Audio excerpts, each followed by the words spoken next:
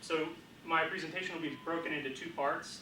The first will be sort of trying to identify what is participatory budgeting, what is the process, how does it work, and then the second part will be sort of analysis, looking at the strengths and weaknesses of participatory budgeting as an approach to budgeting, and also the conditions that are necessary within a community, within a municipality for this type of approach to work.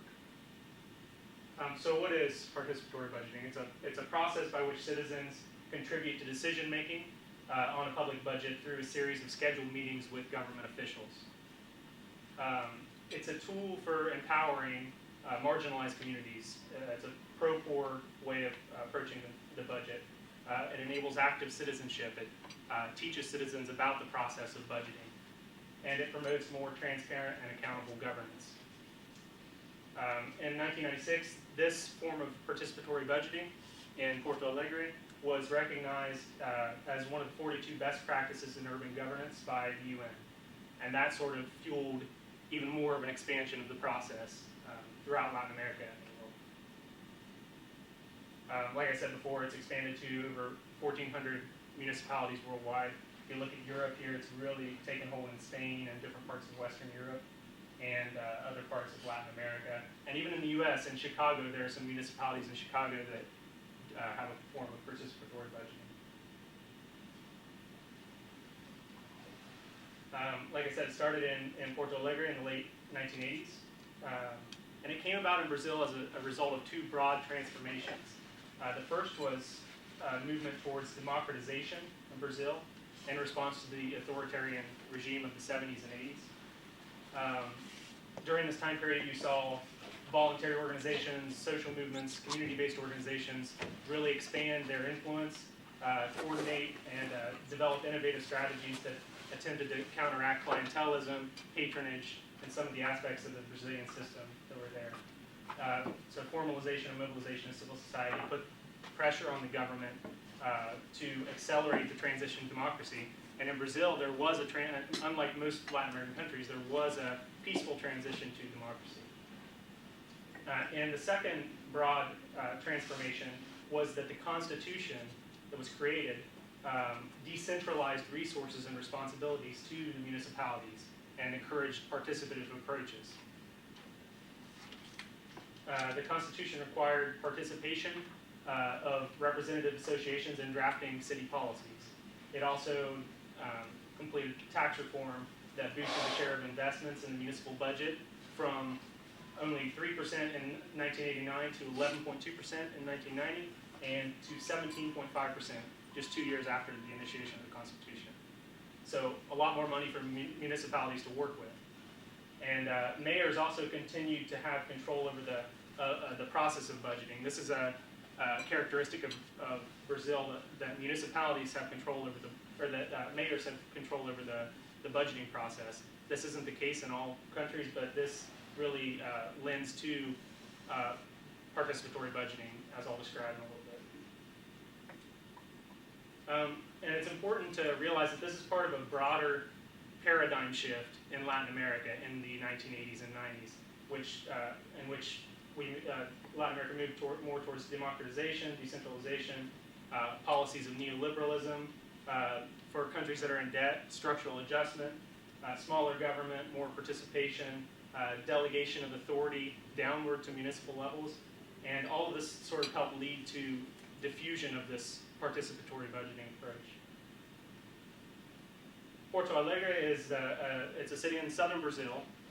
It's southern Brazil's strongest economy, and it's known for a really progressive civil society, trade and labor unions, very intellectual society, and there's been an associative tradition there since the 50s and even before. And it was sort of a microcosm for Brazil during this democratic transition, and led the way with these new experiments. When they had these larger budgets, they had these more responsibilities. They led the way with sort of experiments and participatory approaches to budgets, to local councils, voluntary organizations, incorporating all of these community-based organizations in policy. So what is the goal of the process? The goal is to produce an annual budget through collaboration that's responsive to the needs of individual districts and sub-districts. The process lasts from March until late September when the budget is proposed. Now this looks complicated, but I'm going to go step by step and describe the process, and it's really not that complicated. So first I'm going to look at the first round of regional meetings. What they are is all of the different districts and sub-districts and neighborhoods meet in sort of a town hall format, and they discuss all of the issues from the previous year. So the government provides participants with technical and financial information. The meetings involve deliberation. The community leaders attempt to convince other participants about particular areas that they're interested in. And participants closely scrutinize the year-end reports provided by the administration, ask why certain projects might have been slow to implement. Also in this first meeting, they decide on the distribution of overall funds to each district within the municipality. And this is based on 3 quantitative factors: population size, socioeconomic status, and the state of existing infrastructure. Each one of those is valued equally on a scale of 1 to 5, and a district with high population size, low socioeconomic status, and very old crumbling infrastructure would have the highest priority in terms of the budget. And so then the next stage, you remember, they go to neighborhood meetings. Everyone kind of disperses and they go to neighborhood meetings. And so they deliberate the investment priorities that the municipality as a whole is going to invest in for that year. And there are 5 categories: transport and traffic circulation, education, leisure, and culture, health and social welfare, economic development and taxation, and city organization and urban development. They debate these within their neighborhood meetings, and they also discuss specific projects in their neighborhood that need accomplished. Maybe they need to fix the potholes in their roads, or whatever, build a nursery, whatever they need to do in their neighborhood.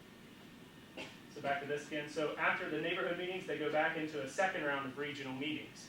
That's this town hall format again.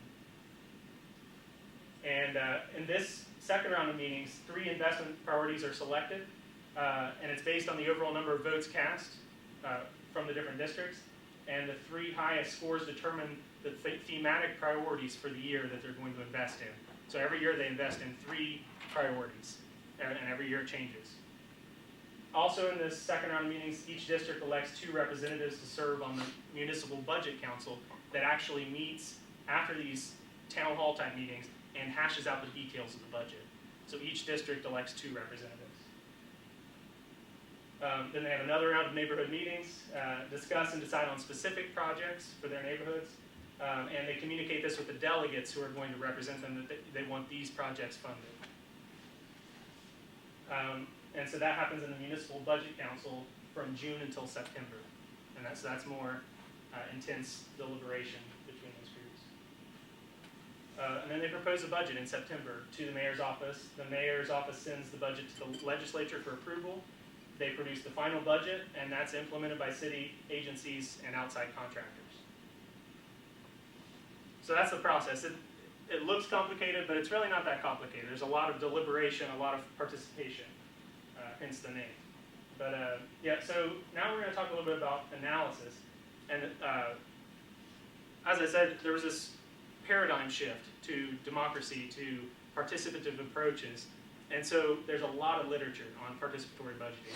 And because of its diffusion throughout Latin America, a lot of writers write about this. So it's kind of hard to analyze all of the strengths and weaknesses with such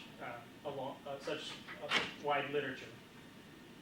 So this is a chart made by Selena Souza, and it's sort of the strengths and weaknesses based on the literature, which is great, and it shows you some of the main strengths and weaknesses. But what I tried to do in my paper was sort of subdivide this and see how we can see how this affects individual stakeholders and different groups in a community. And so to do this, I divided it into 3 areas: empowerment and pro-poor type issues, governance, and the role as a citizenship.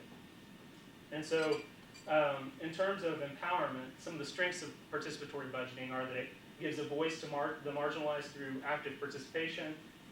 Policies incorporate the priorities of a larger segment of the population instead of just special interests running the priorities or the policies made. It stimulates the growth of civil society even further and CBOs. And it provides pragmatic solutions that are needs-based and community-driven instead of ideological. In terms of governance, provides a set of transparent rules that are able to be checked by citizens, reduces clientelism, changes the political culture, increases transparency, and provides a structure that can carry over beyond one term as residents internalize this process. In terms of citizenship, it facilitates a learning process that leads to more active citizenship. It encourages program participants to move away from individualistic views and see the issues that are affecting their community and their city. But there are also weaknesses in these three areas. So lack of empowerment. So yeah, there is a participative process, but the poorest often do not speak up in regional assemblies or neighborhood groups. It's normally, there have been studies that have shown that that higher income brackets within that poor demographic are the ones that speak up. The poor are less represented also at higher levels once they get to the municipal budget council. It's normally community leaders that take those positions instead of the poorest people in the community. Also, the time commitment and meeting times and transportation can all be issues. Transportation from peripheral areas where individuals might live. PD is not quite as effective in rural contexts. Lack of resources for budgetary priorities, lack of personnel for implementation.